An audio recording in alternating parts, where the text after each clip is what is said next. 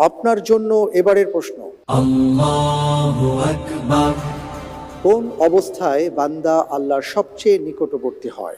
এ, রুকুতে থাকা অবস্থায়, বি, সাজদাতে থাকা অবস্থায়, সি, সিয়ামরত অবস্থায়, ডি, সফরে থাকা অবস্থায়।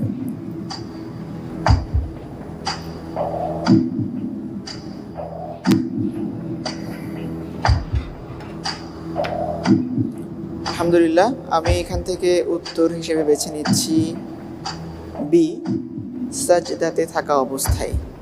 সাজদাতে থাকা অবস্থায় লক করে দিব। লক করে দেব।